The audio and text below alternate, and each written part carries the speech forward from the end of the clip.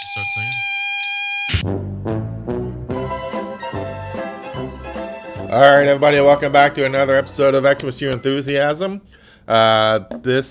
Today's episode is, I told you I'd pick one from season 12, and then I'm going to pick another one from 11, and then another one from 12. Then we'll get back to regular random. Not that anybody. Why am I even fucking telling you people this? The Lawn Jockey, season 12, episode 2. This debuted on February 11th, 2024, so almost exactly 2 years ago. Wow, seems like just yesterday. This is the final season, season 12. According to IMDb, still in Atlanta, Larry finds himself residing in a rental house with a questionable lawn jockey statuette in the front yard. Meanwhile, Jeff pays the price for taking Larry's advice for Susie's birthday gift. I don't remember why he ended up in Atlanta. Anyway, we'll see. I'm a little grouchy right now. I am fuck Blogger. I've had XMAS time. I don't know if I mentioned. I don't know. In November, I passed 20 years on this fucking thing with Blogger. Not that anybody gives a shit. I have like 2 comments over 20 years. Nobody cares. But then today, just boom, all of a sudden the thing blows up. It just totally fucks with this. It's illegible. Everything's out. It just looks like shit for no reason. So now I got to spend like 6 hours with my buddy ChatGPT to try to bullshit it back into some sort of thing I can fucking stand. I'm just waiting for Blogger to disappear over fucking night. So everything I did for 20 years just disappeared. Just like Divshare. Remember them? This is like 15 years ago. I was still in Brooklyn. Divshare was incredible. I recorded hundreds of either, funny bits or songs, song demos for my band, and just hilarious comedy bits. And it was incredible. It was just super easy storage for MP3s. And at the time, it's a big deal. And then just overnight, poof, they just disappeared. I had hundreds of audio file MP3s I'll never get again. At least once a year, every year since I've just randomly seen that they reappeared. But anyway, so I'm just fucking distraught right now. And again, I know nobody gives a shit. People go out of their way to tell me they don't read XMAS time. Who cares? But it just really bums me out that for no reason. It just anyway. Also, I'm bummed out. I only got to Panera as part of my Sip Club. That's right, ladies, the club. Twice did it. No, 3 times. I'm sorry. Even just the normal 15-second walk across the street because I cut through Wegmans. Every time it was so freezing, so windy. The weather said with the wind it was -2 degrees, and at least once every time I was crossing, it would be like, all right, it's no big deal, no big deal, and then all of a sudden I would just panic. I'd be like, oh my god, am I gonna die? Like it was just I can't breathe. The wind was crazy, but anything to hit the club. And yeah, so I'm grouchy about that. I only got to go 3 times a day, so I'm grouchy about that. So anyway, let's see. After 3 episodes, Larry's record for the season is... I'm sorry, after 4 episodes. Wait, 1, 2, 3. No, I'm sorry, this is the 4th. After 3 episodes, his record for the season is 14-20. So let's get into the Lawn Jockey. Don't forget this season of XMAS time, XMAS Your Enthusiasm. See, I'm still hung up on them fucking XMAS time. This season of XMAS Your Enthusiasm is brought to you by Cheetos. Cheetos, fuck you, we know you eat them. All right, let's get started. The Lawn Jockey. Okay, so we open up. Larry's in jail. That's right. He got arrested for breaking the new law about giving people waiting in line to vote water. He gave it to Auntie Ray. So that sets up most of the season. So, okay, that's why. All right. I have to say, I'm cheering up already. I've totally forgot. I haven't really rewatched the last season. Larry's lawyer shows up, and it's Mocha Joe. They even started. I don't know if I can't remember if the guy's related to Mocha Joe, but it's the actor, but with a mustache. Fucking hilarious. I remember this was hilarious. But then, if I'm correct, it just never comes up again. Which is a bummer. I wish they had made this a whole thing throughout the rest of the way, but hilarious. Mocha Joe. We fucking love Mocha Joe. Okay, I love the whole Mocha Joe thing, but it is legit shocking. The scene came and ended, and Larry didn't bring it up once to Mocha Joe. Larry, whose main thing is to just blurting out things to strangers. There's no way Larry wouldn't have said, "Oh my God, you look just like and sound just like Mocha Joe," and the guy's name is Joe. And Larry David doesn't just pound this guy with 1,000 questions to the point of him snapping. That made no sense. Why did they? I'm gonna get a little agitated because I don't think they brought him back, which was I don't know. Anyway, totally out of character for Larry. But all right, whatever. Sorry. First Springsteen sighting. First Springsteen sighting. You may know someone who has met him. No big deal to me. I think he was in another episode too, and he was pretty hilarious. So. Okay, Larry's over at Jeff and Susie's, and it's Georgia. It's why the lawn jockey's going to come up there to bend back race. It's Georgia, so we're probably not going to get a sweater on Susie, but what the hell is she wearing? It is atrocious. It looks like a tree that is a dress. It is fucking horrific, and I love it. Larry gets the easy W. Susie, he wants to do something with Jeff the next day, and Susie's like, "Fuck that. He's with me. It's my birthday." A Zoom call. It's even only a Zoom call. She's like, "Nope, can't do it. It's my birthday." And Larry's like, "What? What are you, 10?" And they go back and forth. Easy win for Larry. Susie, what the fuck? Like Larry said, are you 10 years old? You got a birthday? You going to Chuck E. fucking Cheese or something? And it's only a Zoom call. Larry 1-0. Don't forget, this whole season of Express Your Enthusiasm is brought to you by Cheetos. Cheetos, fuck you. We know you eat them. 1-0 Larry David. 1-0. Let me know if that's too sexy out there.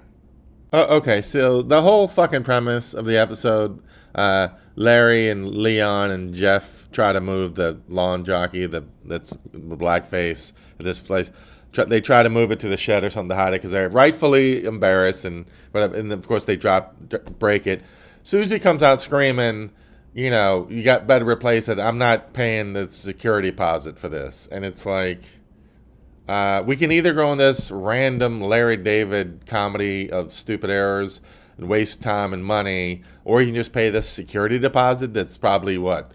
Who cares? Let's just something crazy. Let's say it's $30,000. Well, guess what? Larry David may have $30,000. Just fucking destroy the fucking lawn jockey, pay the security deposit, as opposed to, this is just another dumb fucking thing that can be solved in 0 seconds because you're Larry David. But now we have to go through this fucking torturous fucking exercise. Anyway, I'm thinking I'm back to being grouchy because of Blogger.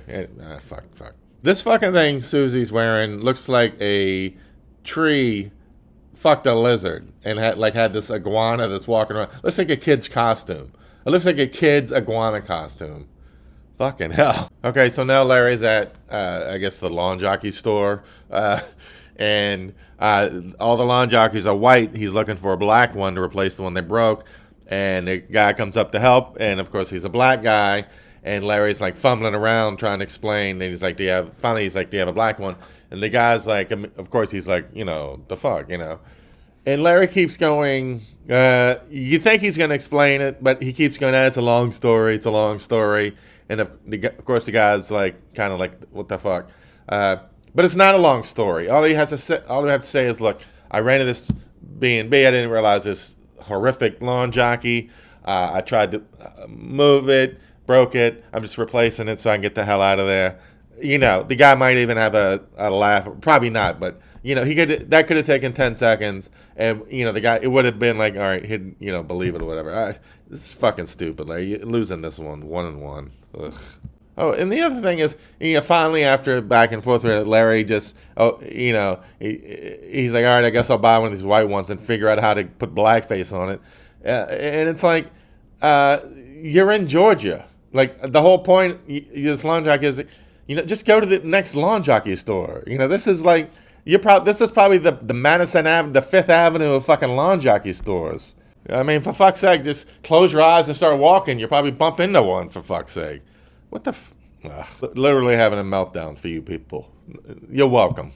Okay, so now Larry, I'm not even going to explain. It's two different scenes. It's a typical Larry's at the shopping for something, has to use the bathroom, ends up not buying anything. The clerk is pissed.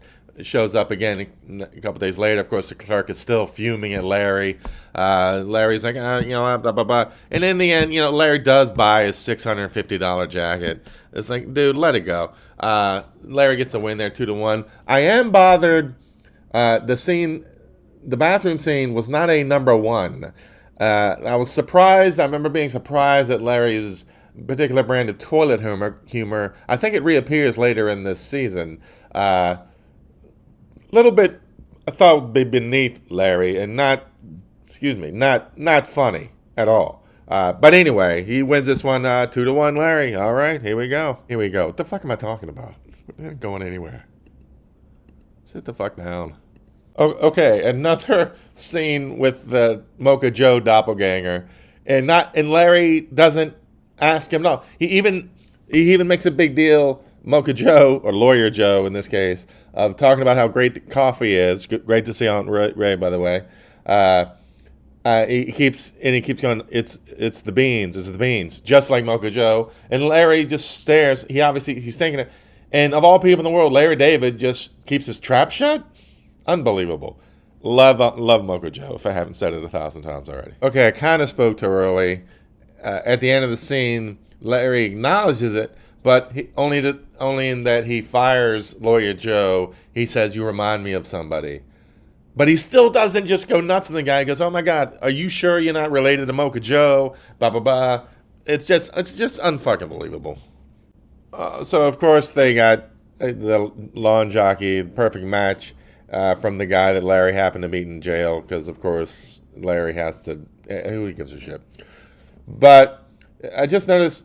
They seem to have a hard time making a big deal out of how hard it was to find a black lawn jockey, and yet it didn't seem to be hard at all to find one that had the perfect exact same outfit as the one they had broken. Orange jacket, yellow hat, like that seemed to be no problem. So calling a little bullshit on that, but we'll see. Still only 2-1, Larry.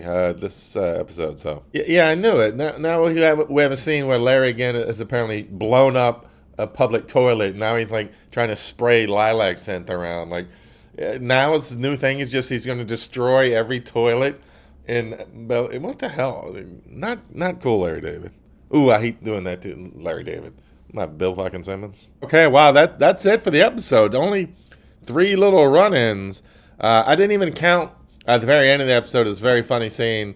Larry ends up at the cookout with Leon and Auntie Ray and everybody, and he kind of gets dragged. He didn't, kind of gets dragged in because he's got that lawn jockey in his car, and of course he gets busted.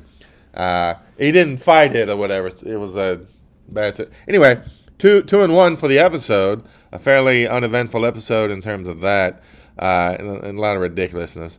Let's see, 2-1 puts him at for the season 16-21. All right. So yeah, another quick episode. This is barely 13 minutes. So between this and the previous episode, that's only 30 minutes for you people. Look at what I do. Don't forget, this season of X with Your Enthusiasm is brought to you by Cheetos. Cheetos, fuck you. We know you eat them. See you next time, everybody. Thanks for listening.